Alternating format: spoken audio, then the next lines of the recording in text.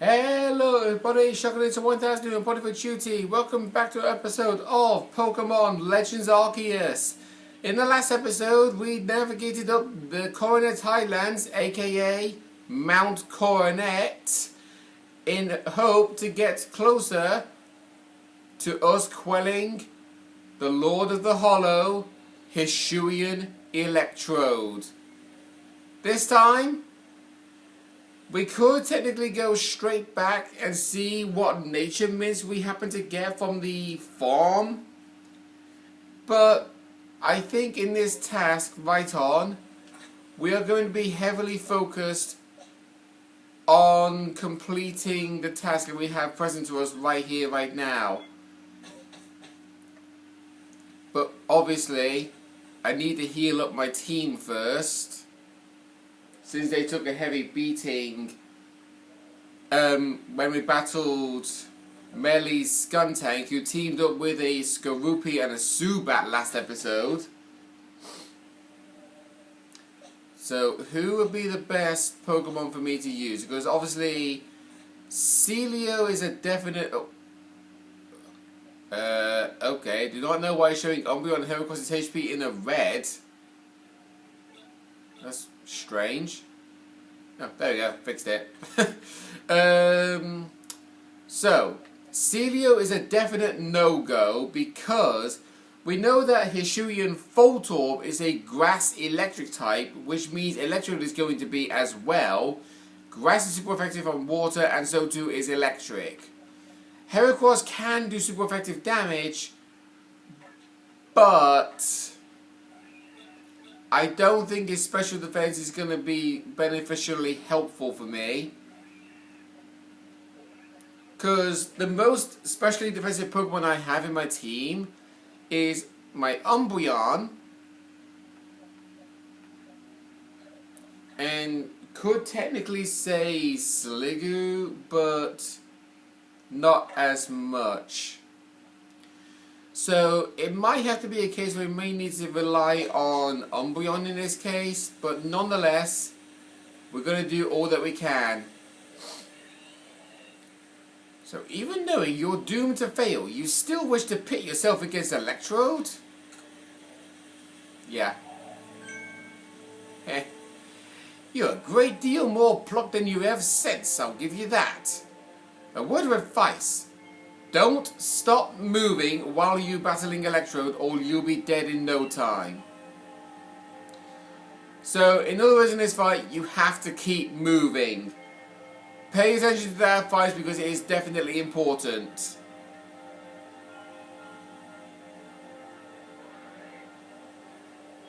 We approach this standalone tree, and here are all the Voltorbs. And here's Electrode.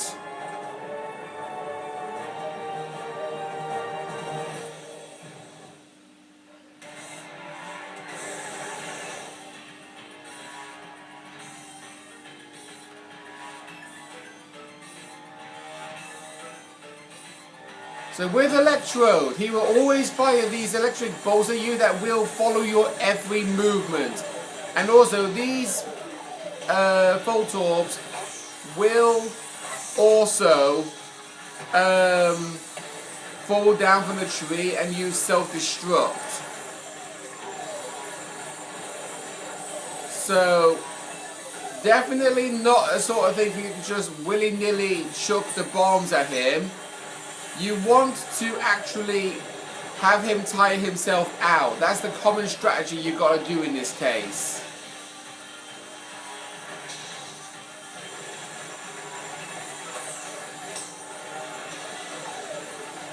Right. This battle does go on for quite a bit. Okay, oh god. When he does that, stay out of that area. Because that is his most powerful attack, and when he does that, he will then tire himself out. That was then your opening advantage to attack him. Unfortunately for me, he's level 46 And my highest level Pokemon is Decidueye at level 43. So I'm just going to have to hope for the best and go for Pin Missile here. Oh wow, that did a lot of damage. Right, he's going for Thunder Wave again. Oh yeah, okay. Right. Just for safety keeps, I'm going to switch out Heracross for Sliggoo.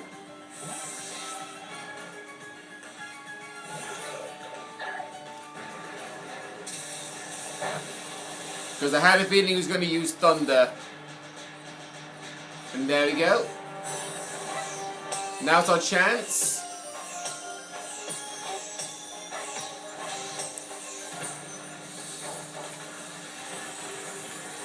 And while I think about it, will you...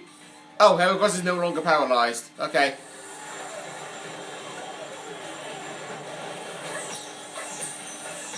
Right, just take about 3 throws of the bombs and then just run away from the electric orbs.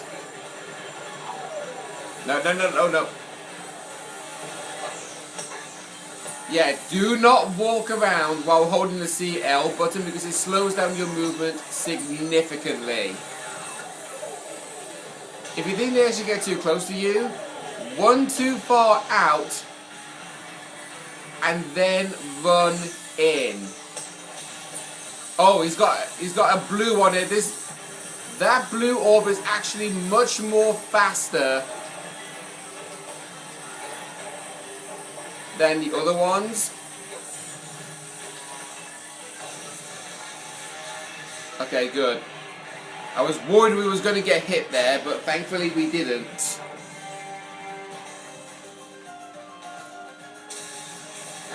Going right for the Thunder, okay. Well, we'll go right in with the Pin Missile since I did a lot of damage last time. And now he's going for a Thunder Wave. Right. Same thing we did last time, but only this time we're switching in Umbreon.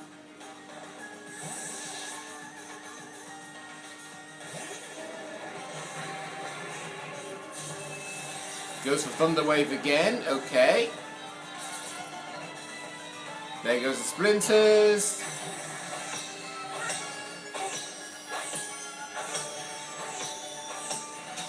Oh jeez. Okay, we got hit immediately there.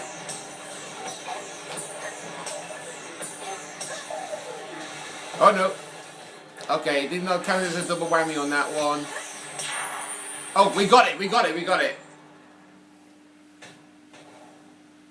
That one is not an easy boss fight to do.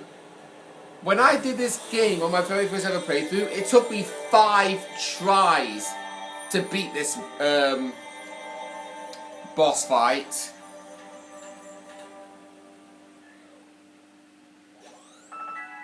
But there we go. Everybody's leveled up apart from Hishiri and Decidueye.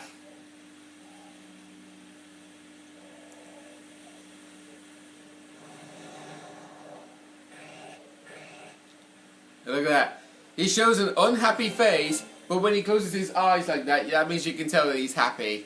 We get the sack plate.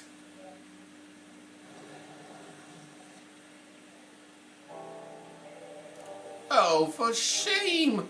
What utter calamity!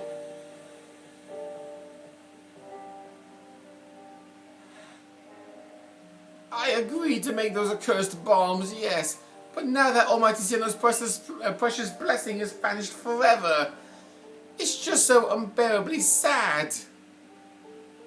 Is that how you see it? Electrode looked relieved to me. Glad its sufferings ended, probably. Oh, come on, Adamant, seriously. That's just your wishful thinking, nothing more. All your preaching doesn't ruffle me one bit, but if Almighty Sinnoh grows angry with me because of this, I don't know what I will do. I arrive right on schedule. Now what do you bother coming back for? Only to say that I recall some things after Bella did me the honour of travelling with me. Things to do with a world where I believe I lived before my memories were lost. Most people there caught Pokémon, lived with them, formed supportive partnerships with them. And then there were the Pokémon trainers. The ones we called Pokémon trainers were truly devoted to their craft. They always looked toward the next challenge and had Pokémon battles every chance they got, all to help themselves and their Pokémon grow. Through battle, trainers forged bonds of understanding with their Pokémon and with their opponents and their Pokémon too. With everything, I suppose. If Pokémon and people to work together, we can forge new paths forward. We'll be lost to history if we go on believing only Pokémon can be strong, or if we go on fearing them instead of understanding them. Interesting. Was your world like Ingo described too, Bella? Yeah, it was actually. Well, it actually still is, to be fair. I never thought such a world could exist. Oh, here we go again, boasting on their glory. There's something rather clever. It's not just my Pokemon that need to be strong, it's me as well. The greater my valor and might, the more my Pokemon can reach their potential. God's sake. Melly, grow a pair, will you? Share me again the wisdom of Almighty Sinnoh passed down among our clan. Alright, open your ears, shut that big mouth and listen well, my friend. Give not into sorrow, give not into anger. Offer only friendship to those around you. Give not into sorrow, give not into anger. Bring not Almighty Sinnoh to sorrow. For that is when its time, flow will cease. I do not really get that at all, to be honest. Right, please, all of you, do your best and run toward the destination. What is it? It's playing the music of the battle subway. I just realised that. It played the music of the battle subway when he started talking.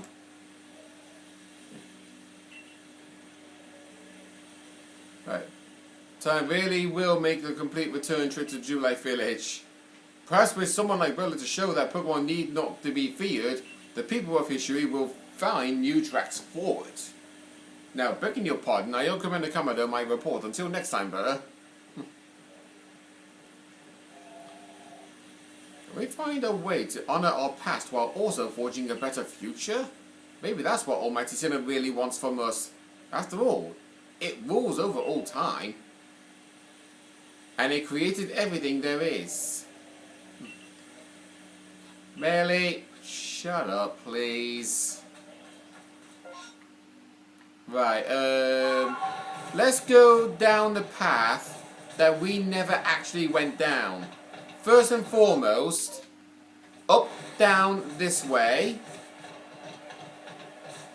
You can find standard wild Luxrays, but also you can find yourself wild Electabuzz. We've actually never obtained an Electabuzz yet. We have a task involving stunning them with items. There we go, we caught him. But if we go further up the snowy cliff mountain, there's a couple of more Electabuzz, but more importantly, there is a guaranteed Alpha Electivire here.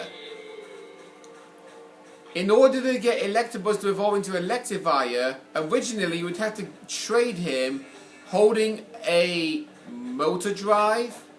Actually, no, not motor drive, that's his ability name. You want to hold on to an item called the Electrolyzer. Magmar does the exact same thing when it evolves into a Magmortar when holding the Magmarizer, but the only time you can ever find a Magmortar in this game is in a space-time distortion. There's no guarantee Alpha Magmortar here.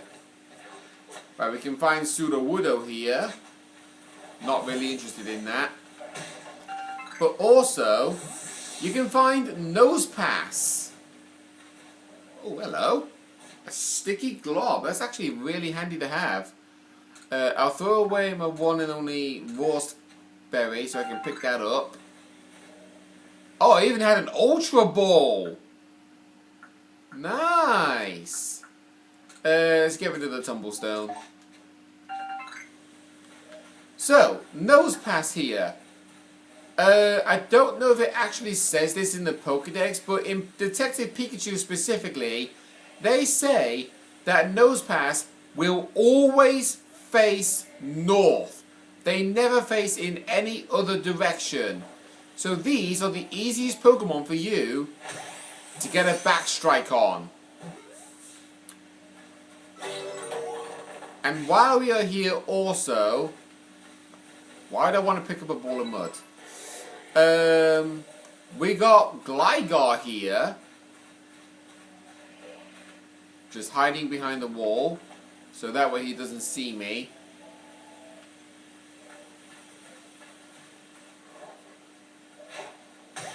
There we go. Oh, and I wasted the Pokeball. Because I thought he was going to break out. But yeah, that's the first Gligar that we caught. And another one we caught without being spotted. And there's a guaranteed Alpha Haunter here as well. But also, up this spot specifically is a guaranteed Alpha Luxray as well. Kind of convenient that, to say the least, how in Obsidian Fieldlands, when you go into the Floral Meadows, you can find a guaranteed Alpha Luxio. But up there, you can find a guaranteed Alpha Luxray. Definitely strange that. But that's not all about guaranteed Alpha Pokemon. Because if we go along here, there's a guaranteed Alpha Gabite. Can't guarantee that we'll be able to catch it. Oh, yeah. I knew it was going to turn around.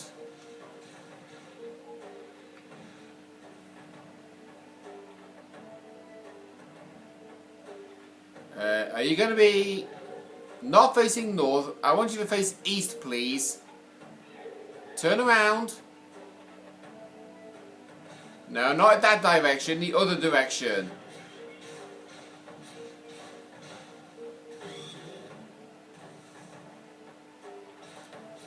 Oh my god. Oh, now you took... God, say you are a douche. Wow, I actually showed the red cross immediately there. So yeah. Okay, we're not going to bother with the goodbye. If you go down there, you can find yourself a guaranteed Alpha Gliscor. So yeah, there are Alpha Pokemon all over the place in this area. We found a guaranteed Alpha Crobat, a guaranteed Alpha Golem, a guaranteed Alpha Luxray, which we've never actually seen on camera, a guaranteed Alpha Luxray, which we've never seen on camera, a guaranteed Alpha Gabite, a guaranteed Alpha Gliscor, but that's not the end of the story. If we are to drop down to where the guaranteed Alpha Gliscor is and head along this path,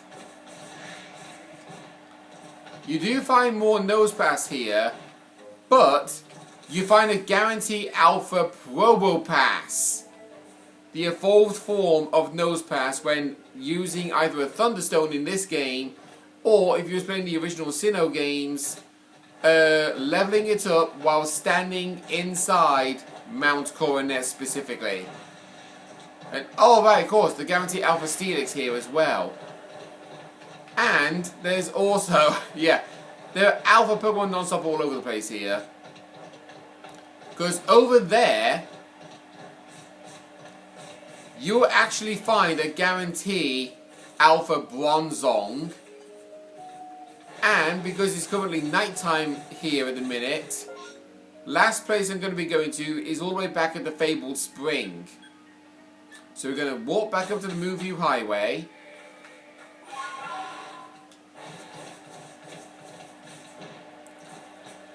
and head down here because there's a guaranteed Alpha Mismagius here. And as you remember, we had a task involving catching a Misdreavus, and I'm pretty sure, yep, there we go, there's Misdreavus.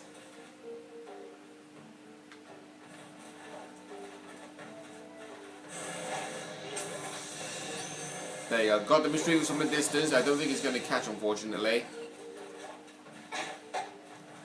No, ran away.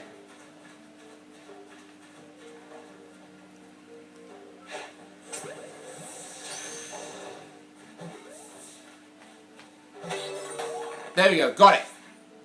We need Misdreavus for the task involving the hairstylist.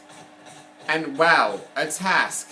Caught a Misdreavus at night, when Misdreavus can only be found at night.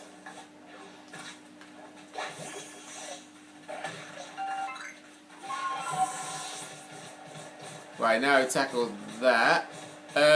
Yeah, going along the fabled spring here. Here, there is the Alpha Clefable. And it stood next to Clefairies as well. And remember me saying, on rare occasions, you can actually find a wild Cleffer around here.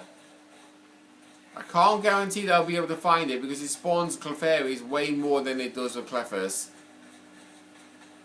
And it seems to be the case here. Right, okay. Less wasting time. Let's walk back over to camp. Report everything. And then make way back to Jubilite Village.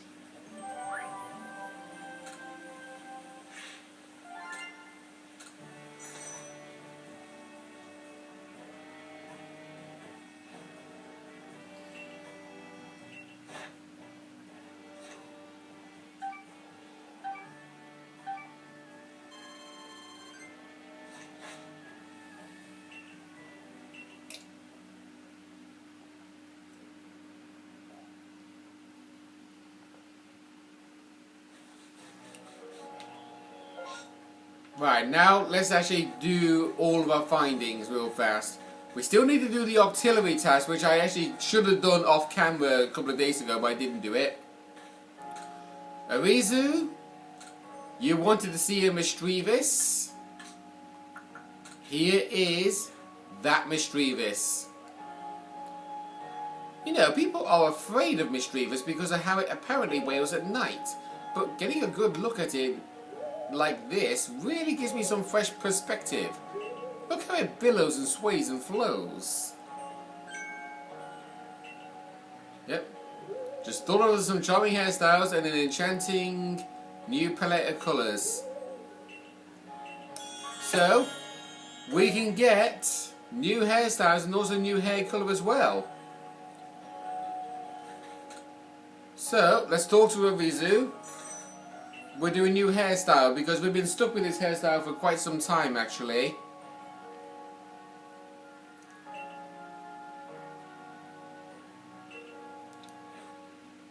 So, we can still do the usual short, long, Survey Corps style. I do not know why you need to pay $500 to put a head kerchief on. We got a tied back, which doesn't even look even remotely tied back. Sean, which looks like a male hairstyle. Middle part, side part, modern bob, which kind of looks like you had a bowl cut on your head. Side swipe, twin tails, fancy, curled, and braids. We're going to go for side swipe. And we can do either with slate, gold, black, white, crimson, blue, turquoise, violet, clementine, or peach pink. I usually go for violet because I actually do like the colour purple. And the colour of the eyebrows, might as well make them violet as well.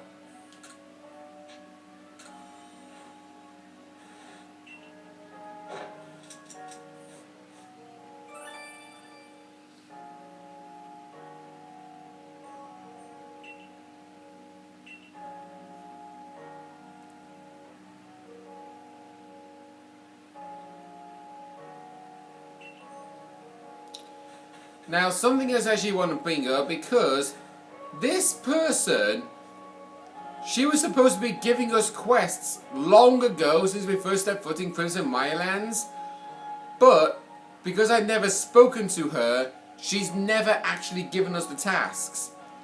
Upon speaking to her after the DLC thing happening, which we will be going into detail about at a later point, she will give you special items.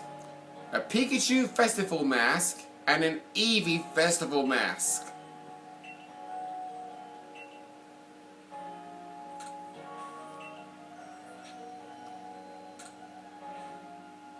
Upon buying clothing at the minute, we got like the flat caps, a woven hat, which honestly looks ridiculous, but whatever. Twisted headband. A festival mask of the following Pokémon. Shinx. Boneri. Pachirisu. Goomy. Bidoof. Mime Jr.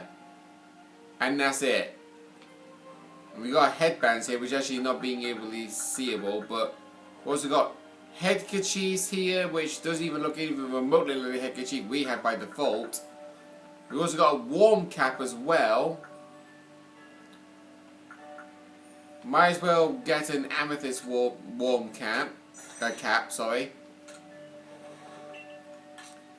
And then we got all of these other stuff as well. So like you can just choose whichever look you fancy.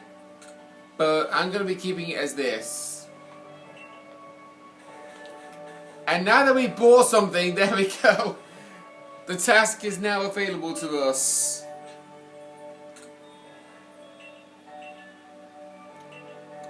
She wants to see Hippopotas.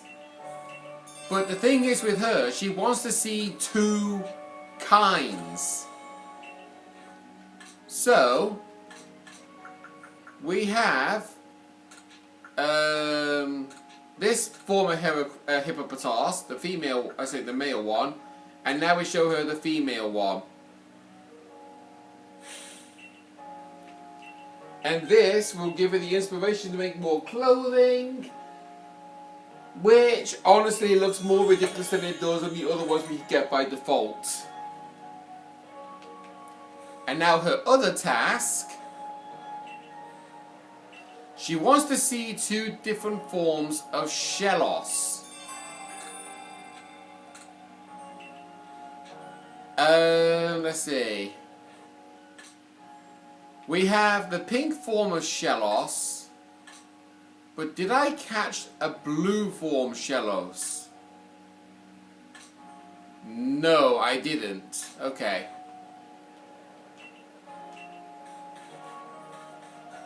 So we do know where to find the blue Shellos, so we're just going to go ahead and do that real fast.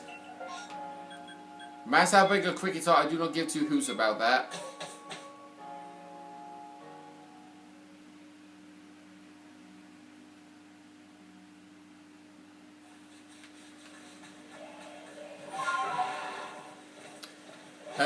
Right, best location to actually find Shellos is that island over there.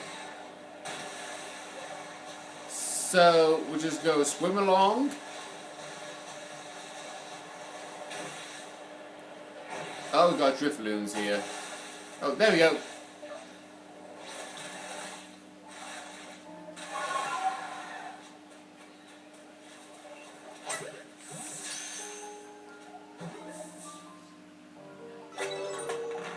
And there we go. That's all East Sea form Shellos. Now let's go back to Jubilife Village report the findings to the clother girl, and then we can tackle that quest.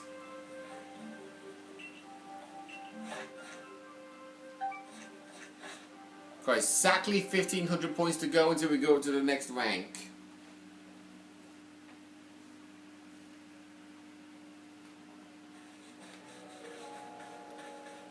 Still wish we could actually ride on Weird Deer here, but unfortunately we can't. Okay, about your request. Show West Seashells.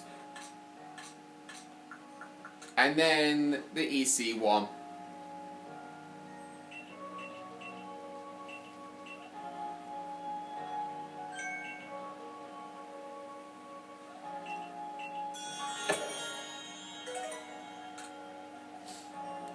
And she has yet another quest for us, but we're going to be tackling it in the next episode, okay?